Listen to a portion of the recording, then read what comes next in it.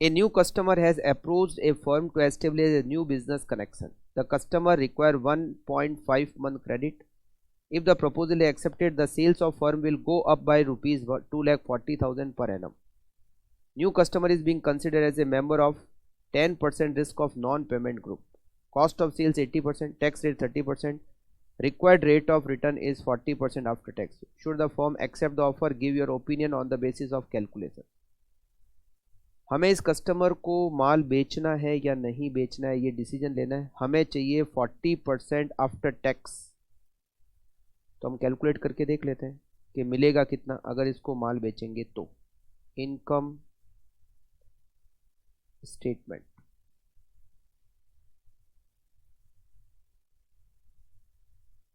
Customer को credit चाहिए 1.5 month की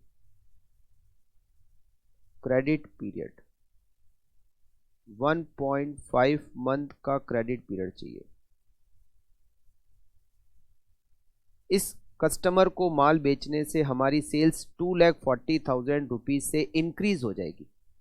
मतलब इस कस्टमर की सेल्स, ये कस्टमर हमसे 2,40,000 का माल खरीदेगा. वेरिएबल कॉस्ट आती है 80%.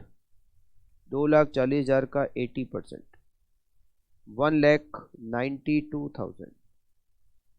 Result is profit before cost of debtor. यहाँ फिक्स कॉस्ट नहीं है.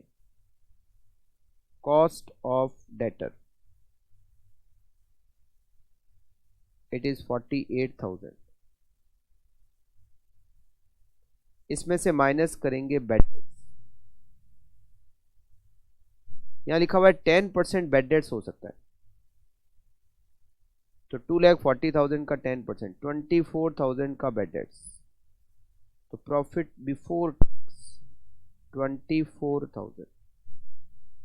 इसमें से माइनस करेंगे टैक्स. टैक्स लगता है 30%. 30% हो गया 7,200. तो आएगा नेट प्रॉफिट. कितना प्रॉफिट होगा आफ्टर टैक्स? 24,000 माइनस 7,200, 16,800 का प्रॉफिट होगा. और हमें कितना चाहिए? Cost of capital. कितनी वेरिएबल कॉस्ट है? 1,92,000. कितना परसेंट हमें चाहिए? 40%. और क्या टाइम पीरियड देंगे हम? 1.5 मंथ. 1.5 divided by 12. हमें कितना चाहिए? 1,92,000 इंटू 40% इंटू 1.5 डिवाइडेड बाई 12.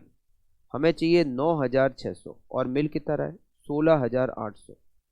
तो हमें जितना चाहिए उससे ज़्यादा मिल रहा है. कितना ज़्यादा मिल रहा है? 7,200 ज़्यादा मिल रहा है. Proposed plan should be accepted. मतलब इस कस्टमर को हमें गुड सेल करना चाहिए.